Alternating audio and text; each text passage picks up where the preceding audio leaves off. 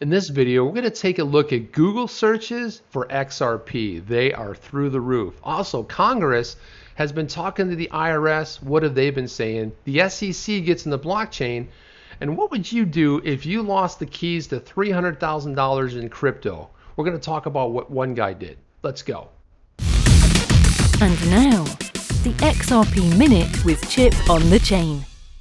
Chip here with the XRP Minute. Let's dive into the shallow end head first. Let's take a look at what we have here. We've got some Google searches over the last 12 months. So check it out. It's been relatively flat. It's kind of just been meandering along. We had one peak right here at February 9th. But look at what's happened over the last 2 weeks. Why? Well, we've had green. That's why. But check it out. XRP jumps, boom, to its all-time high over the last 12 months. These are people searching for XRP on Google in the United States, and you can see that it's popping up there. So let's go ahead and compare this to Ethereum.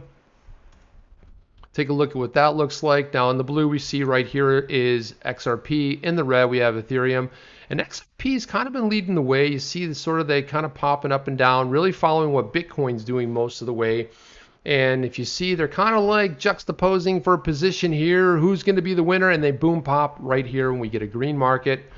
And then look, a little bit of tail off for Ethereum, but they're pretty much neck and neck. Now, let's take a look at what Bitcoin is in this equation. And then boom, there you go.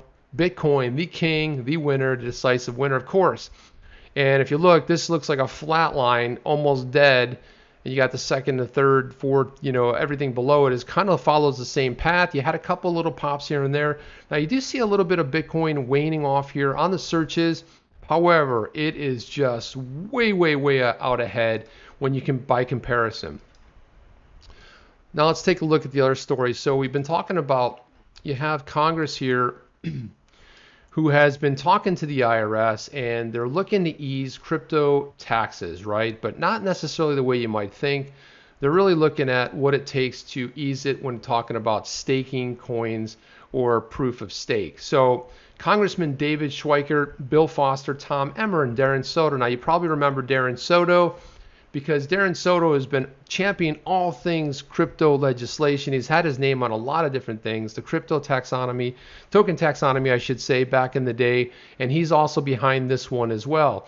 And so what they're basically trying to do is to avoid sort of these administrative headaches.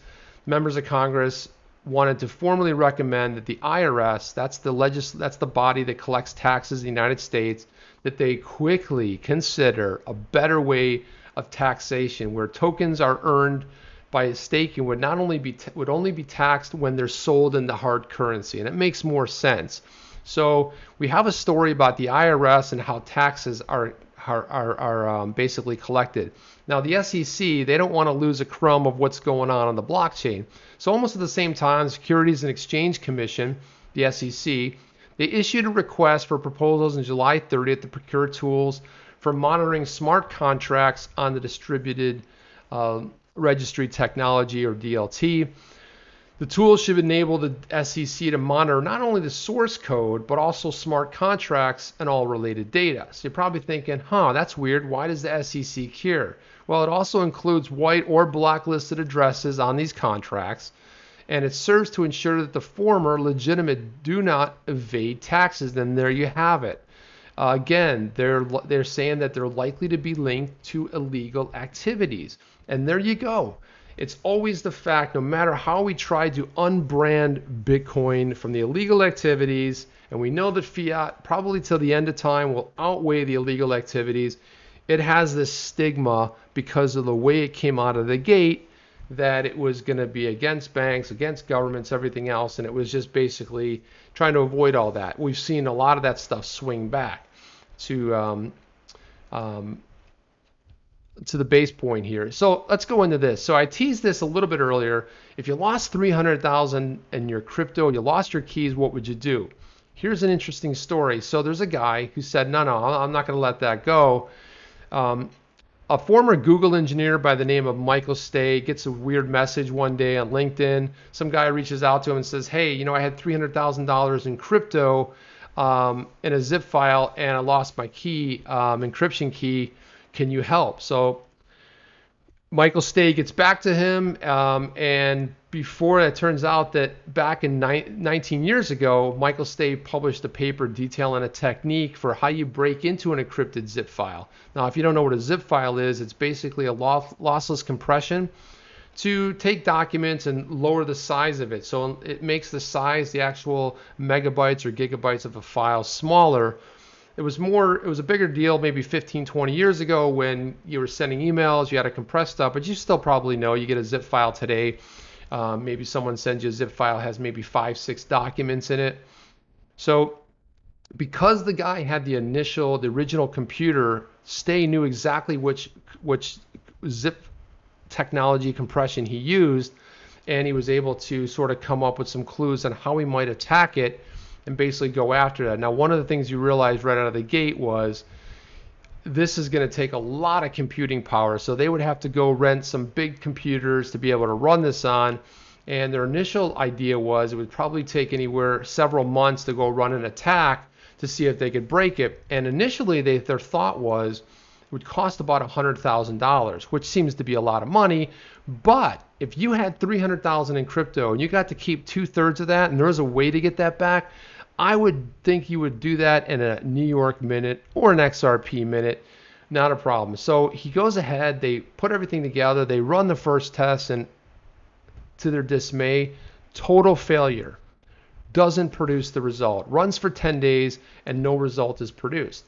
However, they say, maybe there's a bug, but then Stay thinks to find the bug would take them a lot of time to figure out, might take them even more time to find out where the bug might be. But they realized that the GPU was not processing the actual first pass of the password. So they went ahead and did a little tweak. They ran it again, and boom, they out-pop the Bitcoin. The guy gets his Bitcoin back. Now, the good news here was it only cost $6,000, $7,000 to run instead of the $100,000. The guy ended up paying about a quarter of what he originally, I think it was roughly around $25,000, but he got almost all of his Bitcoin back. This is the exception, not the rule. That's one of the reasons you hear so much of the YouTubers in this community and the crypto community talking about cold storage wallets and protecting your crypto, because these stories are few and far between. This guy got luckily, because it was more of a zip file that he encrypted his keys on, and it was a little bit easier to crack. That's usually not going to be the case. If it's your first time here, please consider subscribing below, clicking on that bell so you can get notified if another video drops. Also, you can go to our website, onthechain.io, onthechain.io, and on our website you will notice that we have 2 channels.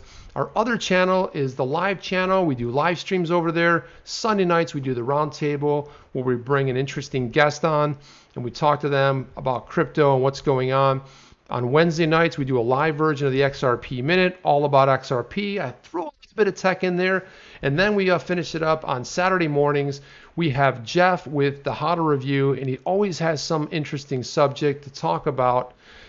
That's my take. What's yours? Let me know down below. I'm Chip, and I am out of here. See you on the next one. Are you down with OTC? Please like, subscribe, and click the bell to be notified when the next video drops.